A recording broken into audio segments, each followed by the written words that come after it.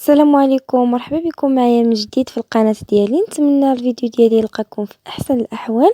اليوم ان شاء الله غادي نقترح عليكم طريقة تحضير طاكوس منزلي، الوصفة اللي كيحماق عليها الصغير والكبير. نتمنى الوصفة ديال اليوم تنال الاعجاب ديالكم وتجربوها. كيجي طاكوس رائع 100% منزلي، ما تحتاجوش انكم تشريوه. خليكم معايا تشوفوا المقادير وطريقة التحضير. غادي نحتاج كيلو ديال البطاطا مقطع فريت، 2 حبات ديال البصلة متوسطي الحجم، 250 غرام او 250 غرام او ربعة ديال الكفتة او اللحم المفروم، 250 غرام ديال صدر الدجاج، فخوماج ساندويتش. والربيع غادي نحتاج معلقة ديال المعدنوس، معلقة كبيرة ديال المعدنوس مقطع، وفص واحد ديال الثومة، ملحة والابزار وسكينجبير. غادي نحتاج معلقة صغيرة ديال الابزار ومعلقة صغيرة ديال سكينجبير والنشا. غنحتاج غير معلقة، وكاس ديال العنبة مع مرشد الزيت، وكاس ديال الحليب ولا صوص انجيريان. غادي نحط لكم الوصفه ديالها في صندوق الوصف. غادي نجيب واحد الاناء. اول حاجه غنبدا فيها هي البصله، غادي نديرها تشحر في واحد المقلاة.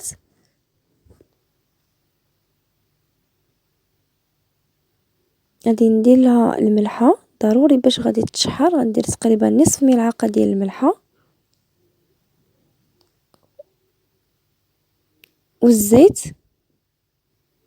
باش غادي تشحر فيه البصله،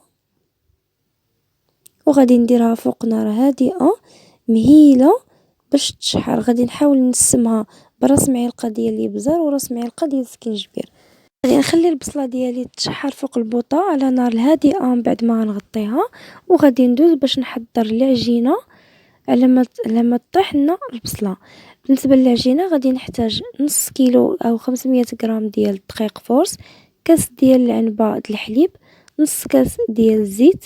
حتى جيت انا هنايا استعملت زيت العود، يمكن لكم تعوضوها بزيت المائده، معلقه صغيره ديال الملحه وخماره واحده وماء دافي للعجين. غادي نخلي العجينه تعجن. من بعد ما تعجنات ليا العجينه ما درتش معكم التفاصيل حيت غنخلي لكم الوصفه في صندوق الوصف. سبق لي وحضرت معكم هاد خبز التورتيلا. العجينه كتكون ما قاصحاش بزاف وماشي رطبه، هي هذيك. من بعد غادي نخليها نكورها كويرات صغيره على هذا الشكل هذا، وغادي نخليها ترتاح غير تقريبا 5 ديال الدقائق ما كاملاش، وغادي نطلقها بالمدلاك وغادي نديرها في المقلاة باش غادي طيب ليا نص طيبه. ما غاديش نخليها طيب بزاف حتى تحمر، وما غاديش نخليها عاوتاني بلا طياب باش تسهل عليا على انني نطويها بسهوله بحال هكا. يعني ما طيبش بزاف. غادي نستمر هكا حتى نكمل العجين اللي عندي. اما بالنسبه للتفاصيل كما قلت لكم غنخليه لكم في صندوق الوصف، وغادي نكمل معكم الحشوه. غادي نقطع صدر الدجاج بعد ما وجدت لي العجينه وخليتها على جنب. غادي نقطع صدر الدجاج مربعات صغيره.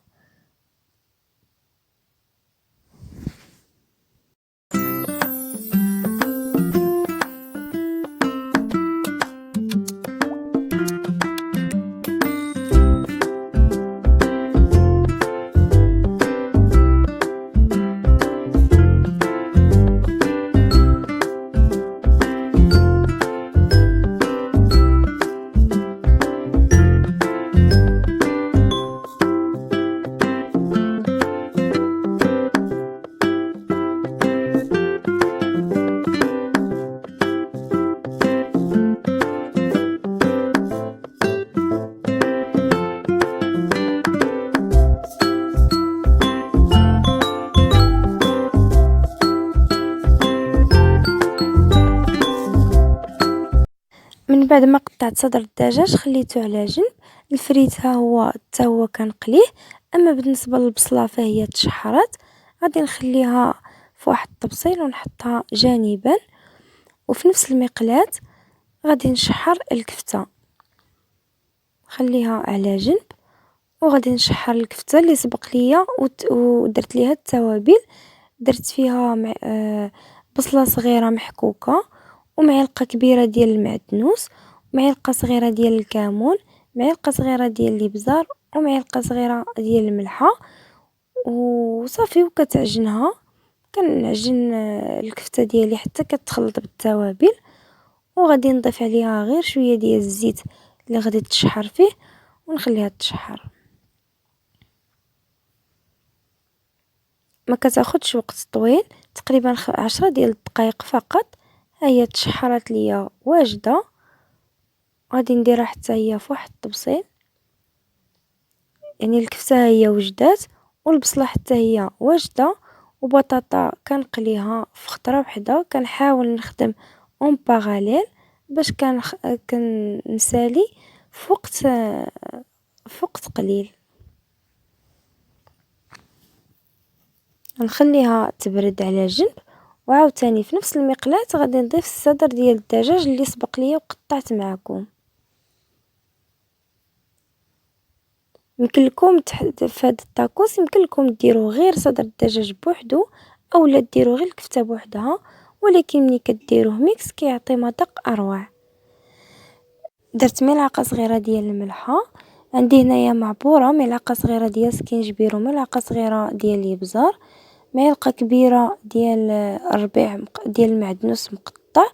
اما ديك فص ديال الثومه فانا غادي ندقها. عطاتني ملعقه صغيره مدقوقه، يمكن لكم تحكوها في الحكاكه. تقريبا درت هنايا 2 معالق ديال الزيت العود فين غادي تشحر ليا هاد الحشوه. غادي نديرها على نار هادئه ونخليها تشحر. من بعد ما تبدل اللون ديالها من بعد تقريبا شي 5 ديال الدقائق، غادي نجيب واحد كاسرونه صغيره، وغادي نضيف فيها 2 معالق ونصف ديال النشا او مايزينا، وغادي نضيف ملعقه صغيره ديال الملحه، والحليب غادي نضيف غير شويه ونخلط باش ما كتكورش لينا النشا. ومن بعد غادي نكمل الكاس كامل، وغادي نديرها على نار هادئه حتى كتختار تقريبا 3 ديال الدقائق، ما كتاخدش وقت طويل. ها هي الخليط ديالنا او لاصوص ديالنا صافي شدات فراسها او انسجمات. غادي نضيفها على داك صدر الدجاج، وغادي نخلطها حتى كتنسجم مع بعضياتها. غادي نخليها غير شي 3 دقائق فوق النار، ماشي بزاف مع التحريك طبعا. غادي نبقى نحركها هكا حتى كتنسجم، وغادي نخليها تبرد.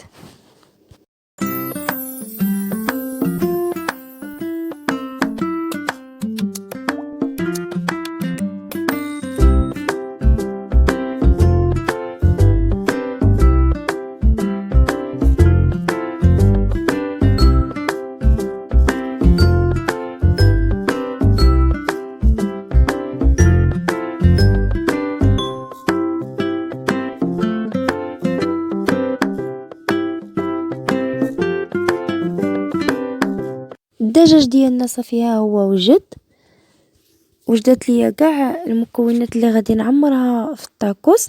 غادي نديرو حتى هو فواحد الطبسيل باش غادي يبرد شويه، ما يبقاش سخون بزاف. ولات عندي الدجاج عندي واجد، والكفته عندي حتى هي واجده، الفريت، البصله، فخوماج ساندويتش، كل شيء عندي واجد. بقى لي دابا غير غادي نعمر الطاكوس ديالي. غادي نجيب خبز التورتيلا اللي سبق ليا وحضرت، هي واجده. كما قلت لكم غادي نحط لكم الوصفه في صندوق الوصف، سبق ليا وحضرتها معكم في القناه. يعني انا دابا اختصرت لكم، ما بغيتش نطول عليكم الفيديو. حاولت على انني ندير ونوضح لكم في اقل وقت ممكن. المهم دابا غادي نجيب خبز التورتيلا وغادي ندهنها بلاصوص انجيريان، حتى هي غادي تلقاوها في الوصف. ما غاديش تحتاجوا فيها بزاف، غادي تحتاجوا غير مايونيز، وغادي تخلطوه مع معلقه صغيره ديال البصله محكوكه، ومع مطيشة الحك اولا الكيتشوب. غادي تحصلوا على لاصوص انجيريان او الصلصه الجزائريه. غادي نجيب الفخيط وغادي نبقى نستفو على هذا الشكل هذا بحال هكا. غنستف وحده. من بعد غادي ندير البصله. غادي ديروا نتوما عينكم ميزانكم. انا درت هنايا القياس اللي عندي ديال 3 ديال لي ساندويتش او 3 ديال الطاكوس. درت البصله هي الاولى وغادي نضيف فوق منها الكفته.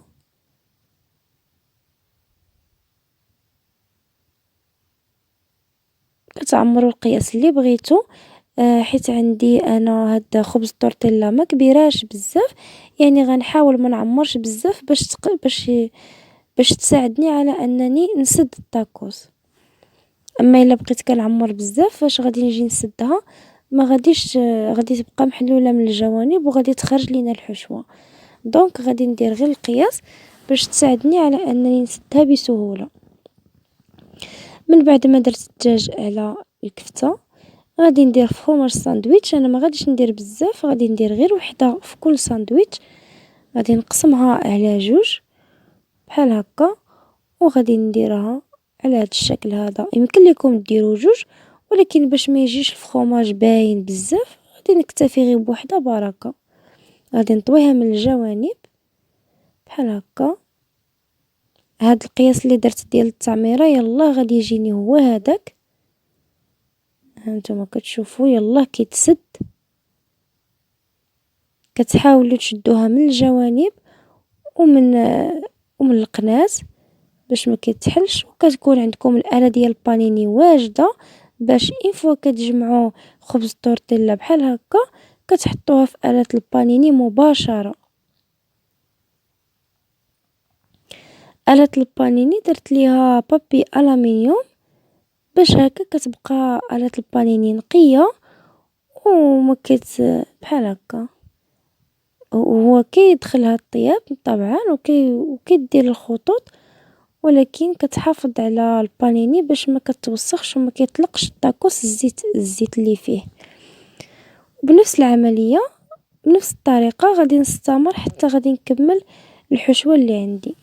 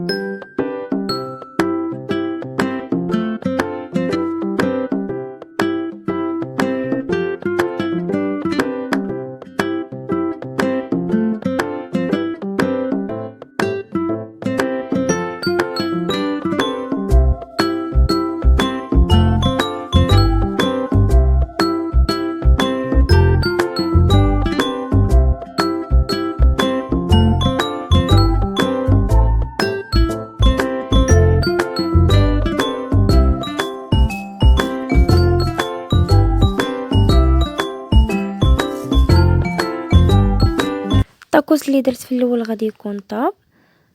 ها هو نتوما كتشوفوا تحمر ودار الخطوط ديال البانيني حاولوا تخدموا بحال بهاد الطريقه هذه. واحد كيطيب وانتم كتصاوبوا في الاخر باش هكا كتساليو بسرعه وكتستغلوا الوقت. الكميه اللي عندي ديال الطاكوس كلها وجدات. انتما كتشوفوا كيجي زوين بزاف وكيجي رائع. غادي نقسم وحدكم باش غادي تشوفوا الحشوه من الداخل كيفاش دايره. هانتوما كتشوفوا كيجي رائع حسن كاع من ديال الزنقه. كنتمنى تجربوه، ما غاديش تندموا عليه. تجربوه لوليداتكم حسن ما انكم تشريوه من المحلات. كيطيح اقتصادي الا حضرتيه بيديك في المنزل.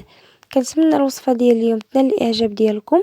ما تنسوش الا عجبتكم الوصفه ديروا لي جيم وتنضموا للقناه الا كنتوا اول مره كتشوفوها، وتفعلوا الجرس باش يوصلكم اي جديد، وتبارطاجيو لي فيديو ديالي مع الاصدقاء ديالكم باش هكا تشجعوني اكثر وتدعموني.